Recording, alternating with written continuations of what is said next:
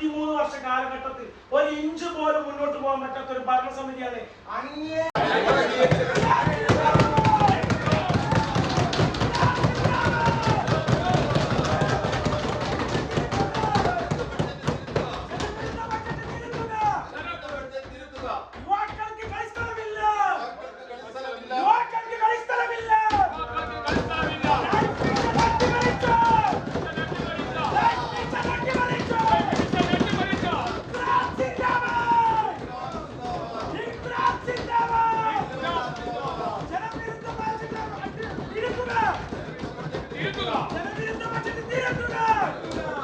മലപ്പുറം മാറാക്കര പഞ്ചായത്തിൽ കൊടുമ്പിരി കൊണ്ട് ബജറ്റ് വിവാദം. സ്റ്റിയറിംഗ് കമ്മിറ്റി അംഗങ്ങൾക്കെതിരെ വൻ പരാതി. ജനകീയാസൂത്രണ മാർഗരേഖ 1994 പ്രകാരമുള്ള 3-4, 214, 218 എന്നിവ ലംഘിച്ചാണ് ബജറ്റ് തയ്യാറാക്കിയതെന്നാരോപിച്ച് വാർഡ് മെമ്പറായ 2 സ്റ്റാർ കുഞ്ഞിപ്പ സെക്രട്ടറിക്ക് ഔദ്യോഗികമായി പരാതി സമർപ്പിച്ചു.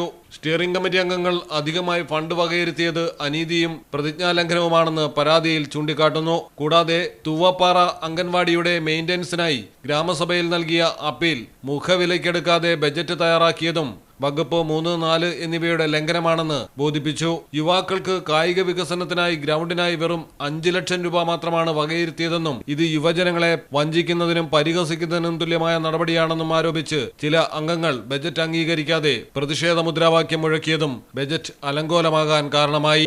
ഈ എല്ലാ പ്രാവശ്യവും ഞാൻ UDF-കാരനായിരുന്ന സമയത്ത് വരെ, കഴിഞ്ഞ ബോർഡിലെ ക്ഷേമകാര്യ ചെയർമാനായിരുന്ന സമയത്ത് വരെ എനിക്ക് ഈ അനുഭവം അനുഭവിക്കാൻ കഴിഞ്ഞിട്ടുണ്ട്. ഈ മെമ്പർമാർ അനുഭവിക്കുന്ന അനുഭവം UDF-ന്റെ.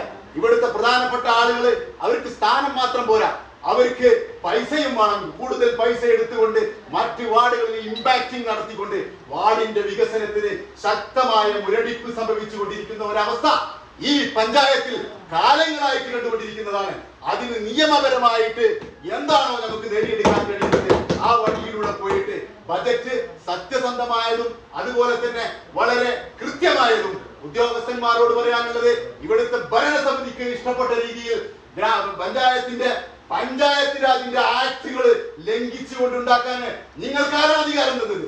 നിങ്ങൾ ആരാണ് നിങ്ങളോട് ഈ കളവുകൾ പറഞ്ഞുകൊണ്ട് ഇവിടുത്തെ സ്റ്റാൻഡിംഗ് കമ്മിറ്റി അംഗങ്ങൾക്ക് 3 ലക്ഷം കൊടുത്തു എന്ന് പറഞ്ഞിട്ട് മറ്റംഗത്തിനും നിങ്ങൾ കളവ് പറഞ്ഞുകൊണ്ട് ഈ പ്രധാനപ്പെട്ട ഈ ഗ്രാമസഭ ഈ ബോർഡിന്റെ മാഹാത്മ്യം കളയുന്ന രീതിയിൽ ബഹുമാന്യനായ പഴയ ഗ്രാമപഞ്ചായത്ത് പ്രസിഡന്റ് മൂർഖത്ത് ഹംസ മാസ്റ്റർ എന്ന് പറയുന്ന ആ മഹത് വ്യക്തിയുടെ പേരിന് പോലും കളങ്കം വരുത്തുന്ന രീതിയിൽ ഈ സെക്രട്ടറി വളരെ കളവ് പറയുന്ന ഒരു അവസ്ഥ ഈ ബോർഡിന്റെ ഉള്ളിൽ കഴിഞ്ഞ മീറ്റിംഗ് ഉണ്ടായിട്ടുണ്ട്.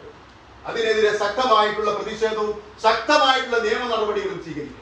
ഇവിടുത്തെ ജനപ്രതിനിധികളെ മാതിരിയല്ല ഇവിടുത്തെ ഉദ്യോഗസ്ഥർക്ക് ഇത്തരം കാര്യങ്ങളിൽ ശ്രദ്ധിക്കേണ്ടതായിട്ടുണ്ട്. അവരത് ശ്രദ്ധിക്കുന്നില്ല. ഇവർക്ക് കാലങ്ങളായിട്ട് എഴുതി കൊടുക്കുന്നത് ഇവർ അതേമാതിരി പകർത്തി അതിന് ബാഹ്യമായ ഇടപെടലുകൾ നടത്തി ഈ ഗ്രാമപഞ്ചായത്തിനെ നശിപ്പിച്ചുകൊണ്ടിരിക്കുകയാണ്. ഇവിടുത്തെ യുവാക്കൾക്ക് പേരിന് 5 ലക്ഷം രൂപ ഗ്രൗണ്ടിന് എന്ന് പറഞ്ഞുകൊണ്ട് വെച്ചിട്ട് എന്താണ് 5 ലക്ഷം രൂപ കൊണ്ട് 1 സെന്റ് കിട്ടുമോ, 2 സെന്റ് കിട്ടുമോ?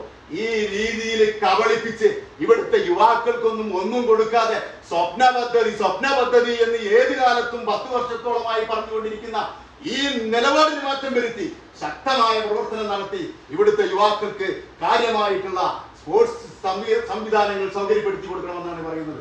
ഞാൻ പറയുന്നത് ഇവിടുത്തെ നികുതി പിരിവില് ഞങ്ങളെല്ലാം ശക്തമായിട്ട് 5 വർഷം 100% നികുതിയാക്കി കൊടുത്തിട്ടുണ്ട്. ഉദ്യോഗസ്ഥരോടാണ് പറയുന്നത്, നിങ്ങൾക്ക് ഇതിന്റെ ബെനിഫിറ്റ് കിട്ടുന്നുണ്ട്, ഞങ്ങൾ എന്തിനും ബെനിഫിറ്റ് ഉണ്ടാക്കി തരണം.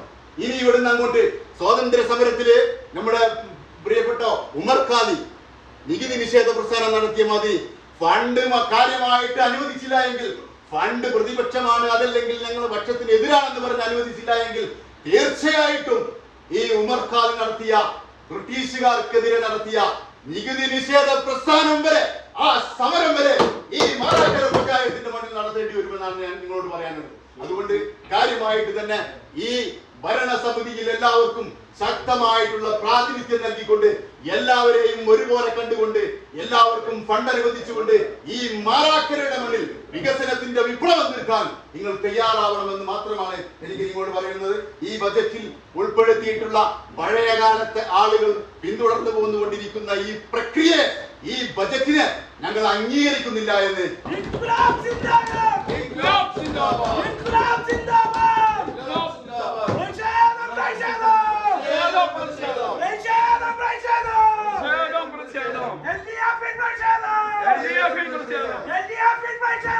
ഒടുവിൽ ബജറ്റ് അവതരണം സംഘർഷഭരിതമായ അന്തരീക്ഷത്തിലാണ് പൂർത്തിയായത്. വിഷയത്തിൽ എന്തെല്ലാം നടപടികൾ ഉണ്ടാകുമെന്ന് കണ്ടറിയണം.